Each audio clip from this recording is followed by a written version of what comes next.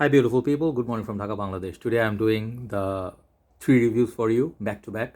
And as you can tell in front of me, there is this fragrance from House of Paris Hilton. No, Paris Corner. Sorry. And this is from the line of Ministry of Oud. I previously covered other four. So today I'll be reviewing the last one of the lot. Big thanks to Dr. Jeffrey for his bottle courtesy. He bought the whole line, I think, for me. But sorry, for my review's sake. But it's always kind to see, like my brother's always behind me and supporting me. Especially this month, I am not buying a lot of fragrances, but the contents are coming thanks to my brothers. Okay, all my brothers who give me their sample or bottle or a decant, whatever, it helps the journey. So this is basically inspiration or inspired version of one of the fragrances, Zegna's Indonesian Oud, I think, from their niche line, I guess. But that one I hear is discontinued now. So this is more budget version under $20. See what you get from Oud Indonesian, okay, from the Ministry of Oud. These are extra de parfum, 100 ml, excellent bottle presentations, and I'll let you know if this juice is any good because they all are inspired by some sort of oud. Okay, so here is the box. Okay, take a look. I don't want to describe it that much. It's just black, amber, gold combination. It says Ministry of Oud. Okay, nice little box is standard. Nothing much going on in the box. It says Paris Corner, and bottom it will say made in UAE. Hope it picks up. Yeah, there you go, made in UAE. And the bottles, as you guys know, if you see my previous reviews, if you see some other reviewers review, these are like niche presentation, heavy glass base, nothing gimmicky here, solid glass base here, nice sort of sticker or printed name and all that detailing. Bottom nothing much. Juice color, as you can see, very opulent, very dark. The cap looks like that. So even though someone said the cap looks cheap, but when you actually hold it, I mean with the bottle and everything, it does look very premium. Okay, they don't look cheap by any means. Okay, yeah, there you go. So when you open it, I'll tell you one thing, just like the previous one, the bottle is way heavier comparison wise, ratio wise, compared to the cap, even though this bit heavy, but never pick up by the cap. Here's the atomizer, really nice. Just one thing, the sharp edges in the bottles are could have been a bit more polished, but never mind, you cannot have everything. Sprayer is good, not bad, really nice sprayer. Atomizer is good. And let's review this. So I'll tell you honestly, first, I actually smell this perfume's originator once. Okay, I went to one shop and someone pre-ordered this perfume from Zegna Indonesian Oud. The shopkeeper showed me the bottle. I was like, wow, that's a nice presentation. And he said, you would like to try it? I said, no, I don't want to try it because I'm not going to buy it. He says, no, the owner is a very nice guy. He doesn't mind if someone checks it. So he has approval from the owner if someone wants to check it, so later they can, if I like it, let's say I pre-ordered it, something like it. Okay, so I just had one spray on the paper. I brought it back in my wallet, and that's the only one-time experience I have. I did not get to wear it or for long term, but I remember it was oud based perfume. It was very nice, polished, wearable, nothing animalic. It had rose oud combo, but I think the oud was a bit more sophisticated than more animalic oud. Okay, so think of Rose d'Araby. Okay, that perfume from, I think, Armani. I forgot which house it was, sorry. So yeah, I think it was Armani. I could be wrong, but anyway, so some of the oud are very wearable. They're kind of like Tom Ford makes wood, kind of not very Middle Eastern. It's more westernized sort of oud. But I'll let you know one thing. I did try the realistic Indonesian oud that was from Borouge line. Check out my review on that one. Rasasi's Borouge line, Asrar Indonesia. That one was very favorite of mine. I sold off that bottle because I was not wearing it. But that one was not much sweet. That was pure oud. Okay, it was clean. It was not very skanky, but it was bold. It was not everybody's cup of tea. So let's see what you get in this. So when I smell it, okay, this is very nice. The rose in this, there's something fruity about it. Okay, there's like some sort of apricot, peach, something they added, like some fruity notes, touch of spices.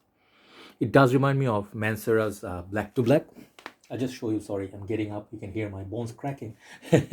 Just lazy, that's all. So if you know Black to Black, if you love the way this fragrance is styled, like this perfume, the way they make it with a little bit of cloves, rose, oud, and it's very strong. Okay, if you know Black Oud, these fragrances are made like for oud lovers, this is gonna be typical same case, but it's a lot more bearable rose.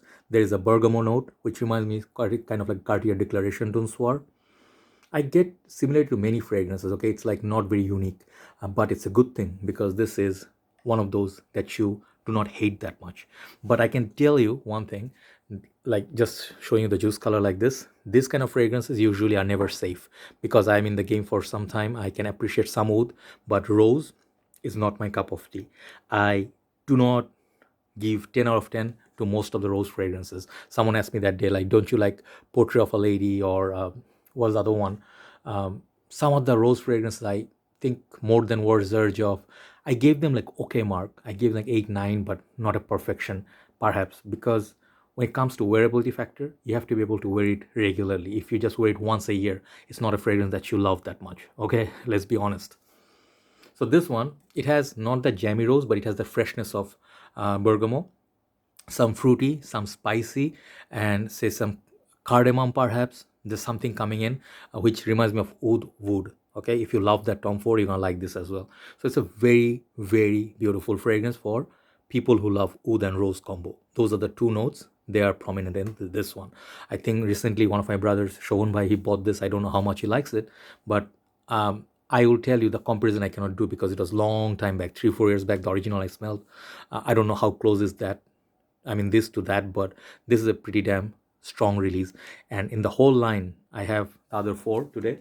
I'm gonna let me remove this for a while.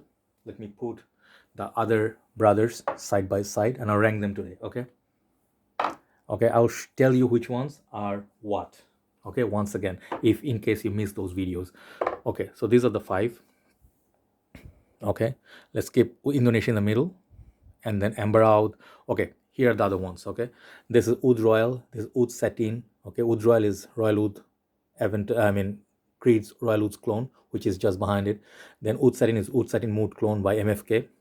Amber Oud is clone of Rojada of Amber Oud, and this one is Greatest is clone of Oud for Greatness for Initio Perfumes. Okay, so all 5 is part of this series, but this one right here is a lot more oud, realistic oud than rest of them. For example, okay, let's take a little bit time. Oud for Greatness is a hybrid fragrance. Okay, the originator. I always feel like if you buy Oud Satin Mood and Baccarat Rouge, you don't need this one. This is way overpriced. That one doesn't smell like that much oud, more like a crowd pleaser sweet perfume. Amber Oud, it has rose oud combo, but the player is also amber. So not much of oud, skanky, sort of like a realistic oud feel. Oud Satin Mood, again, sweet, fruity. The oud is there, but again, not that skanky type. Oud Royal, more spicy, woody, like the originator, Royal Oud. Okay, so coming back to reviewing all 5, this is the only one that one actually smells like the real deal Arab Sheikh Middle Eastern. This is as Middle Eastern as it gets from this whole line. You get the idea. So now, how much do I like it? Performance is very, very good. 6 hours plus. Okay, this one gets me 6 hours plus, which is not bad at all. So after Oud Satin, this is the longest lasting, in my humble opinion. Projection is pretty good for 2 to 3 hours. This one, because the Oud Rose combo, it continues to project. Great for cold weathers, all 5. Okay, so now, in the end of the day, which one gets what? Okay, Oud Indonesian, from a perspective of how much I would appreciate a oud based perfume, this is oud based perfume. Okay, so if you talk about the oud, this is the most oud based perfume in this line. So from that perspective, this gets a 9 out of 10. Okay, but overall, if you look at the whole line, I'll give this a solid 8.5. Okay, because I don't see it or myself wearing this one that much in cold weathers, even because oud, I'm taking a break from oud and rose. Okay, but you should definitely try it if you like real oud based perfume. This is gonna be very good. So ranking time, which one do I like the most? My taste, Oud Satin number 1. Okay, Oud Royal number 2. Okay, number 3, I'm thinking I'm gonna go with Oud Indonesia. Okay, number 4, Amber Oud. It's because the originator and this, it's okay. I didn't find it to be like masterpiece. And the last one I would say is Oud Greatest. Okay, Ministry of Oud Greatest, because I do not like Oud for Greatness at all. So that's my ranking, but a fantastic line. If you really want to buy, you can get the whole line for $100 or less with spare change. So that is fantastic. 500 ml, awesome presentation, awesome juice color bottles. It's a win-win situation from this Paris Corner line. Thank you so much for watching. Thanks for always supporting. Check out this line, and now you know my ranking, right? Thank you very much, Dr. Jeffrey, for your bottle presentation, and sorry, bottle courtesy. My voice totally is gone now. We have to go for some more tea. Take care. Good night from Dhaka, Bangladesh. Bye bye, people.